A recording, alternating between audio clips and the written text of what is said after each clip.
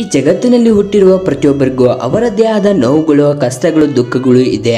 ಹಾಗಂತ ಪ್ರತಿಯೊಬ್ಬರು ನೋವುಗಳಿಗೆ ಹೆದರಿಕೊಂಡು ಕೂತಿದ್ರೆ ಬಡತನದಲ್ಲಿ ಹುಟ್ಟಿ ಬಡತನವನ್ನ ಅರಿತು ಬಾಳುವವರು ಸಾಧಕರಾಗಿ ನೋಡಲು ನಮ್ಗೆ ಸಿಗ್ತಾ ಇರಲಿಲ್ಲ. ಬಡತನ ಎಲ್ಲವನ್ನ ಬದಲಿಸುತ್ತೆ. ಇವತ್ತು ನಿನ್ನ ಹತ್ರ ದುಡ್ಡು ಇರ್ಬೋದು, ಆಸ್ತಿ ಇರ್ಬೋದು, ಎಲ್ಲ ಇರ್ಬೋದು, ಆದ್ರೆ ಅವೆಲ್ಲ ಶಾಶ್ವತ ಅಲ್ಲ. ನೀನೇ ಶಾಶ್ವತ ಅಲ್ಲ ಅಂದಮೇಲೆ ಈ ದುಡ್ಡು, ಆಸ್ತಿ ಇವು ಇದ್ರೇನಾಯ್ತು, ಬಡತನ ಬಂದೇ ಬರುತ್ತೆ. ಎಷ್ಟೋ ಸಾಧಕರು ಹುಟ್ಟಿನಿಂದಲೇ ಕುಬೇರನಾಗಿ ಹುಟ್ಟಿಲ್ಲ. ಎಲ್ಲರೂ ಬಡತನವನ್ನು ಅನುಭವಿಸಿ, ಕಷ್ಟಗಳನ್ನು ಎದುರಿಸಿ, ಎಲ್ಲವನ್ನ ಧೈರ್ಯದಿಂದ ಎದುರಿಸಿ ಸಾಧಕರಾಗಿದ್ದು. ಕಷ್ಟಗಳು, ಬಡತನ ಇವೆಲ್ಲ ಶಾಶ್ವತ ಅಲ್ಲ. ನಿನಗೂ ಟೈಮ್ ಬರುತ್ತೆ. ಕಾಯುವ ತಾಳ್ಮೆ ಇರಲಿ ಅಷ್ಟೇ. ಸದಾ ನೋವುಗಳಲ್ಲಿ ಮುಳುಗಿದ್ರೆ ಗೆಲ್ಲೋದು ಯಾವಾಗ? ನೋವುಗಳಲ್ಲಿ ಮುಳುಗಿದ್ರೆ ಸಾಧಿಸುವುದಕ್ಕೆ ಎಂದೂ ಕೂಡ ಆಗೋದಿಲ್ಲ. ಕಷ್ಟ ಬರಲಿ, ನೋವಾಗ್ಲಿ, ಎಲ್ಲವನ್ನ ಧೈರ್ಯದಿಂದ ಎದುರಿಸೋ. ನಿನ್ನಷ್ಟು ಬಲಶಾಲಿ ತೀರ ಯಾರೂ ಇಲ್ಲ.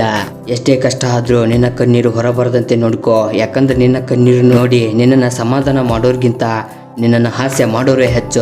ಸಂತೋಷದ ಬಾಗಿಲು ಮುಚ್ಚಿದಾಗ ಇನ್ನೊಂದು ಬಾಗಿಲು ತೆರೆಯುತ್ತೆ. ಆಗ ಎಲ್ಲಿಯವರೆಗೆ ಮುಚ್ಚಿದ ಬಾಗಿಲು ಕಡೆ ನೋಡ್ತಾ ಇರ್ತೀಯೋ ಅಲ್ಲಿ ತನಕ ನಿನಗಾಗಿ ತೆರೆದಿರೋ ಸಂತೋಷದ ಬಾಗಿಲು ಕಾಣೋದೇ ಇಲ್ಲ. ಪ್ರತಿಯೊಂದು ಸಮಸ್ಯೆಗಳಿಗೆ ಪರಿಹಾರ ಇದ್ದೇ ಇರುತ್ತೆ. ಸಮಸ್ಯೆ ಬಂದ್ರೆ ಅದನ್ನ ಬಗೆಹರಿಸಲು ಪ್ರಯತ್ನ ಪಡೋ, ವಿನಃ ಸಮಸ್ಯೆಯಲ್ಲಿ ಮುಳುಗಿರಬೇಡ. ಸಮಸ್ಯೆಗಳು ಒಂದು ಗಿಫ್ಟ್ ಆಗಿವೆ. ಸಮಸ್ಯೆಗಳಿಲ್ಲದೆ ನಾವು ಬೆಳೆಯೋಕೆ ಆಗಲ್ಲ. ಇವತ್ತಿನ ಈ ನೋವು ನಾಳೆಯ ಶಕ್ತಿಯಾಗಿ ನಿನ್ನನ್ನು ಗೆಲುವಿನ ಹಾದಿಯಲ್ಲಿ ಕರೆದೊಯ್ಯುತ್ತೆ. ಇವತ್ತು ನೀನು ಹೆಚ್ಚಿಗೆ ಕಷ್ಟಪಟ್ಟಷ್ಟು ನಾಳೆ ಮತ್ತಷ್ಟು ಬಲಿಷ್ಠನಾಗಿ ಹೋಗ್ತೀಯಾ. ಒಂದು ಮಾತನ್ನ ನಿನ್ನ ನೆನಪಿನಿಟ್ಕೋ. ಯಾವ ದಾರಿ ಕಠಿಣ ಅನಿಸುತ್ತೋ, ಯಾವುದು ಕಷ್ಟ ಅನಿಸುತ್ತೋ, ಅದೇ ಮುಂದೆ ನಿನ್ನ ಸುಂದರ ತಾಣಗಳಿಗೆ ಕರೆದೊಯ್ಯುತ್ತೆ. ನೀನು ಈ ಪ್ರಪಂಚದಲ್ಲಿ ಎಷ್ಟು ನೋವು ತಿಂತೀಯೋ ಅಷ್ಟು ಗಟ್ಟಿ ಆಗ್ತಾ ಹೋಗ್ತೀಯಾ. ನಿನ್ನ ನೋವುಗಳಿಗೆ ಸ್ಪಂದಿಸೋ ಯಾರೂ ಬರಲ್ಲ.